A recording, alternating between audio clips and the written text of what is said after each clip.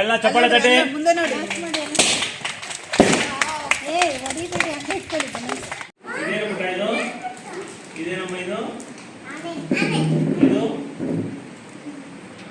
ವಿದ್ಯಾರ್ಥಿಗಳು ದೇಶದ ಭವಿಷ್ಯವಾಗಿದ್ದು ಗಡಿ ಕಾಯುವ ಸೈನಿಕರಂತೆ ಸಮಾಜದಲ್ಲಿ ಶಿಸ್ತು ಮತ್ತು ಜವಾಬ್ದಾರಿಯಿಂದ ವರ್ತಿಸಬೇಕೆಂದು ಸಮಾಜ ಸೇವಕರಾದ ಮಳಮಾಚನಹಳ್ಳಿಯ ರವಿ ಬಿ ಗೌಡರವರು ಮಕ್ಕಳಿಗೆ ಕಿವಿಮಾತು ಹೇಳಿದರು.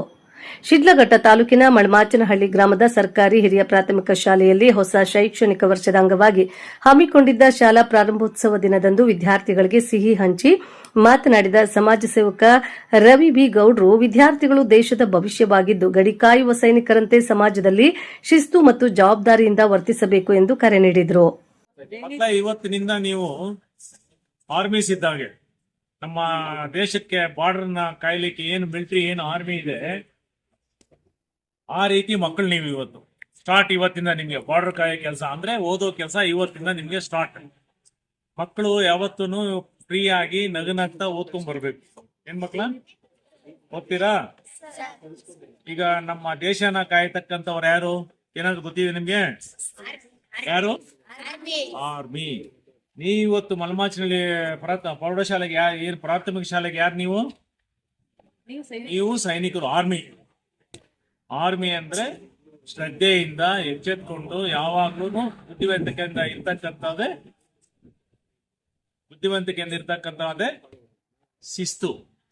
ಶಿಸ್ತನ್ನೇ ಆರ್ಮಿಯಲ್ಲಿ ಬಹಳಷ್ಟು ಜನ ಪಾಲಿಸ್ತಕ್ಕಂಥದ್ದು. ಈಗ ನೀವು ಶಿಸ್ತಿನಿಂದ ವಿದ್ಯಾಭ್ಯಾಸವನ್ನ ಕಲ್ತ್ರೆ ನಾಳೆ ಮುಂದಿನ ನಿಮ್ಮ ಜೀವನ ಬಹಳ ಸುಖಕರವಾಗಿರ್ತದೆ ಮಕ್ಕಳಿಗೆ. ಇವತ್ತಿನ ಕಾಲದಲ್ಲಿ ಈಗ ನಾವು ಇಂದಿನ ಸಂಸ್ಕೃತಿ ಏನಪ್ಪಾ ಅಂದ್ರೆ, ಶಾಲೆಗೆ ಹೊರಡಬೇಕಾದ್ರೆ ಮಕ್ಕಳು ಅಥವಾ ಇನ್ನೊಂದು ಬೇರೆ ಏನು ಕೆಲಸಕ್ಕೆ ಹೋಗ್ಬೇಕಾದ್ರೆ ತಂದೆ ತಾಯಿ ಪಾದವನ್ನು ಮುಟ್ಟಿ ಆಶೀರ್ವಾದನ ಪಡಿತಾ ಇದ್ರು. ಹೆಣ್ಮಕ್ಳ ಏನ್ ಮಾಡ್ತಾ ಇದ್ರು? ಪಡಿತಾ ಇದ್ರು. ಶಾಲಾ ಆವರಣದಲ್ಲಿ ನಡೆದ ಸಡಗರದ ಪ್ರಾರಂಭೋತ್ಸವ ಕಾರ್ಯಕ್ರಮದಲ್ಲಿ ಮುಖ್ಯ ಅತಿಥಿಗಳಾಗಿ ಭಾಗವಹಿಸಿದ್ದ ಅವರು ಶಾಲೆಗೆ ಮರಳಿದ ಪುಟಾಣಿ ಮಕ್ಕಳಿಗೆ ಸಿಹಿ ಹಾಗೂ ಗುಲಾಬಿ ಹೂವು ನೀಡಿ ಪ್ರೀತಿಯಿಂದ ಬರಮಾಡಿಕೊಂಡ್ರು. ಬಳಿಕ ಮಾತನಾಡಿದ ರವಿ ಬಿ ಗೌಡ್ರು, ದೇಶದ ಗಡಿಯಲ್ಲಿ ನಿಂತು ಶತ್ರುಗಳಿಂದ ನಮ್ಮನ್ನು ಕಾಯುವ ಸೈನಿಕರು ಎಷ್ಟು ಮುಖ್ಯವೋ ಜ್ಞಾನವನ್ನು ಅರ್ಜಿಸಿ ದೇಶದ ಒಳಗಿನ ವ್ಯವಸ್ಥೆಯನ್ನು ಮುನ್ನಡೆಸುವ ವಿದ್ಯಾರ್ಥಿಗಳು ಅಷ್ಟೇ ಮುಖ್ಯ. ವಿದ್ಯಾರ್ಥಿಗಳು ಕೇವಲ ಅಂಕ ಗಳಿಸುವುದಕ್ಕೆ ಸೀಮಿತವಾಗದೆ ಉತ್ತಮ ಸಂಸ್ಕಾರ ಮತ್ತು ದೇಶಭಕ್ತಿಯನ್ನ ಬೆಳೆಸಿಕೊಳ್ಳಬೇಕು. ಆಗ ಮಾತ್ರ ದೇಶದ ಪ್ರಗತಿ ಸಾಧ್ಯ ಎಂದರು. ತಲೆ ಬಗ್ಸಿ ನಮಸ್ಕಾರ ಮಾಡೋದನ್ನು ಕಲಿಯಿರಿ. ನಮ್ಮ ಸಂಸ್ಕೃತಿ ಅದು ನನ್ನ ಭಾವನೆ. ಅದನ್ನು ನೀವೆಲ್ಲರಿಗೂ ಇದೇನು ಸರ್ಕಾರದ ಸುತ್ತೋಲೆ ಅಥವಾ ಆದೇಶ ಅಲ್ಲ, ಭಾವನೆ. ನಮ್ಮ ಸಂಸ್ಕೃತಿ ನಾವು ಕಲಿಬೇಕು. ಮೂರನೇದಾಗಿ ನಾವು ಶಾಲೆಗೆ ಬಂದ ತಕ್ಷಣ ಶಾಲೆ ಆವರಣದಲ್ಲಿ ಹೆಜ್ಜೆ ಇಡಬೇಕಾದ್ರೆ ಗುರುಗಳಿಗೆ ನಮಸ್ಕಾರ ಮಾಡೋದನ್ನ ಕಲಿಬೇಕು. ಕೇಳಿಸ್ತಾ ಮಕ್ಕಳೇ? ಏನ್ ಮಾಡ್ಬೇಕು ನೀವು ಶಾಲೆಗೆ ಬಂದ ತಕ್ಷಣ? ಇದನ್ನ ನಾವು ಕಲಿಬೇಕು. ಗುರುಗಳ ಮನಸ್ಸಲ್ಲಿ ಆನಂದ ಉಕ್ಕಿ ಉರಿದ ಆಶೀರ್ವಾದ ಮಾಡಿದ್ರೆ ನಿಮ್ಗೆ ಆಟೋಮೆಟಿಕ್ ಆಗಿ ನಿಮ್ಮ ಮನಸ್ಸಿನಲ್ಲಿ ಪರಿವರ್ತನೆ ಸ್ಟಾರ್ಟ್ ಆಗ್ತದೆ. ವಿದ್ಯಾಭ್ಯಾಸಕ್ಕೊಂದು ಒಳ್ಳೆ ಗಮನ ಬರ್ತದೆ. ನೀವು ಮಕ್ಕಳು ಈಗಲಿಂದ, ಯಾಕಂದರೆ ನೀವು ಚಿಕ್ಕ ವಯಸ್ಸಲ್ಲಿ ಗಿಡವಾಗಿ ಬಗ್ಗದ್ದು ಮರವಾಗಿ ಬಗ್ಗದ್ದು ಅಂತ ಒಂದು ಗಾದೆ ಇದೆ. ಮಕ್ಕಳು ನಾವು ಚಿಕ್ಕಂದಿನಿಂದಲೇ ಎಲ್ಲದನ್ನು ಕಲಿಬೇಕು. ಮೊದಲನೇದಾಗಿ ತಂದೆ ತಾಯಿಗಳು ನಾವು ನಿಮಗೆ ಬುದ್ಧಿ ಕಲಿಸೋದನ್ನು ನಾವು ರೂಢಿಸ್ಕೋಬೇಕು. ಹಾಗಾಗಿ ಮಕ್ಕಳು ನೀವು ಸಂತೋಷವಾಗಿ ಇವತ್ತು ನಾವು ಇಲ್ಲೆಲ್ಲ ಸೇರೋದಕ್ಕೆ ಬಹಳ ಸಂತೋಷ ಆಗಿದೆ. ನೀವು ಸಂತೋಷ. ನಂತರ ಮಳಮಾಚನಹಳ್ಳಿ ಗ್ರಾಮದ ಸರ್ಕಾರಿ ಪ್ರೌಢಶಾಲೆ ಗ್ರಾಮದ ಎಲ್ಲ ಅಂಗನವಾಡಿ ಕೇಂದ್ರಗಳಿಗೆ ಭೇಟಿ ನೀಡಿ ಮಕ್ಕಳಿಗೆ ಸಿಹಿ ಹಂಚಿ ಶುಭಾಶಯಗಳನ್ನು ತಿಳಿಸಿ ಗ್ರಾಮದ ಎಲ್ಲ ಅಂಗನವಾಡಿ ಕೇಂದ್ರಗಳ ಮಕ್ಕಳಿಗೆ ಸಮವಸ್ತ್ರವನ್ನ ನೀಡುವುದಾಗಿ ತಿಳಿಸಿದರು.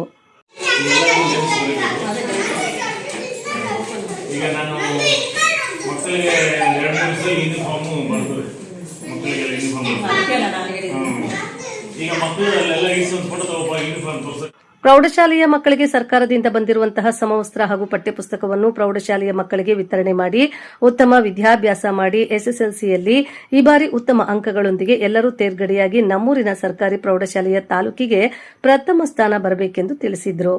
ಇದೇ ಸಂದರ್ಭದಲ್ಲಿ ಸರ್ಕಾರಿ ಹಿರಿಯ ಪ್ರಾಥಮಿಕ ಹಾಗೂ ಪ್ರೌಢಶಾಲೆಯ ಮುಖ್ಯೋಪಾಧ್ಯಾಯರು, ಶಿಕ್ಷಕ ವೃಂದ, ಎಸ್ಡಿಎಂಸಿ ಅಧ್ಯಕ್ಷರು ಹಾಗೂ ಪೋಷಕರು, ಯುವ ಮುಖಂಡರಾದ ಮನೋಹರ್, ಅಂಗನವಾಡಿ ಕಾರ್ಯಕರ್ತೆಯರು, ಸಹಾಯಕಿಯರು ಉಪಸ್ಥಿತರಿದ್ದು ರವಿ ಬಿ ಗೌಡ್ರ ಸಮಾಜಮುಖಿ ಕಾರ್ಯ ಮತ್ತು ವಿದ್ಯಾರ್ಥಿಗಳಿಗೆ ನೀಡಿದ ಪ್ರೋತ್ಸಾಹವನ್ನು ಶ್ಲಾಘಿಸಿದರು. ವರದಿ ಮಳಮಾಚನಹಳ್ಳಿ, ಗೋವರ್ಧನ್, ಶಿಡ್ಲಘಟ್ಟ. ನಮಗೆ ಗುರುಗಳು ನಮ್ಮ ಹಿರಿಯರ ಒಂದು ಲಿಸ್ಟ್ನಲ್ಲಿ ಆ ಸಾಲಿನಲ್ಲಿ ಬರ್ತಾರೆ. ಹಾಗಾಗಿ ಹಿಂದಿನ ಕಾಲದಲ್ಲಿ ಹೇಳ್ತಿದ್ರು, ಗುರುಗಳನ್ನು ಹುಡ್ಕೊಂಡು ಹೋಗಿ ಗುರುಕುಲಕ್ಕೆ ಹೋಗಿ ಪಾಠ ಕಲಿತಿದ್ರು. ಇವತ್ತಿನ ಪರಿಸ್ಥಿತಿ ಗುರುಗಳು ಮನೆ ವಿದ್ಯಾರ್ಥಿಗಳನ್ನ ಮನೆ ಬಾಗಿಲಿಗೆ ಹೋಗಿ ಕೇಳ್ಕೊಳ್ಳೋ ಮಟ್ಟಕ್ಕೆ ಬಂದಿದೆ. ಇದನ್ನೆಲ್ಲ ನೀವು ಅರ್ಥ ಮಾಡ್ಕೋಬೇಕು. ಜೀವನದಲ್ಲಿ ನಾವು ಮುಂದೆ ಬರಬೇಕಾದ್ರೆ ಫಸ್ಟ್ ರೆಸ್ಪೆಕ್ಟ್, ಗೌರವ, ಎರಡನೇದು ಶ್ರದ್ಧೆ, ಮೂರನೇದು ವಿದ್ಯಾಭ್ಯಾಸ. ಇದನ್ನ ಮೂರನ್ನ ಪಾಲಿಸಬೇಕು. ಪಾಲಿಸಿದ್ರೆ ಜೀವನದಲ್ಲಿ ಯಶಸ್ವಿ ಆಗ್ತದೆ. ಇದು ನಿಮ್ದು ಟರ್ನಿಂಗ್ ಪಾಯಿಂಟ್. ಮಕ್ಕಳದು 8, 9, 10 ಇದೆಯಲ್ಲ, ಇದು ಬಹಳ ಟರ್ನಿಂಗ್ ಪಾಯಿಂಟ್. ಬಹಳ ಪ್ರೀತಿಯಿಂದ ಇಷ್ಟಪಟ್ಟು ಗಮನ ಇಟ್ಟು ಕಲಿಬೇಕು. ಬಟ್ ಶಾಲೆಗೆ ಬಂದಾಗ ಬೆಳಗ್ಗೆ 9ರಿಂದ ಸಂಜೆ 4ವರೆಗೂ ಈಗ ಏನೇನು ಕೊಟ್ಟಿದ್ದಾರೆ ಇಂಗ್ಲೀಷ್ ಮೀಡಿಯಂಗೆ, ನಿಮಗೆ ಸರ್ಕಾರದಿಂದ ಇಂಗ್ಲೀಷ್ ಮೀಡಿಯಂಗೆ ಏನೇನು ನಿಮಗೆ ಸ್ಪೆಸಿಫಿಕ್ ಅನುಕೂಲಗಳು ಕೊಟ್ಟಿದ್ದಾರೆ, ಏನೇನು ಹೇಳ್ಕೊಡ್ಬೇಕು ಅಂತ ಹೇಳ್ತಾರೆ. ಭಾಷೆ ಬೆಳವಣಿಗೆಗೆ ನಾವೇ ಆಕ್ಟಿವಾಗಿ ಕಷ್ಟ ಆಗದೆ ಇರಲಿ, ಮಕ್ಕಳು ನೋಡಿ ಕಲಿಯೋದು ಜಾಸ್ತಿ ಅಂತ ಇದರಲ್ಲೇ ಇಲ್ಲಿಂದ ಪೊಯಿಮ್ಸ್ ಇದೆ, ಕನ್ನಡ ಪೊಯಿಮ್ಸು, ಇಲ್ಲಿಂದ ಇಂಗ್ಲೀಷ್ ಇದರಲ್ಲಿ ಕನ್ನಡ ಇಂಗ್ಲೀಷ್ ಎರಡು ಇದರಲ್ಲೇ ಬಂದಿದೆ. ಇದು ಗೌರ್ಮೆಂಟ್. ಏನ್ ಹೆಸರು? ಅಂಜಿತಾ. ನಿನ್ನ ಹೆಸರು ಕೂಡ ಗುಡ್ ಬಾಯ್. ನಿನ್ನ ಹೆಸರು ಬಾನು. ಏನ್ ತಿಂದೆ ಈಗ? ಏನ್ ತಿಂದೆ? ಕೊಡು.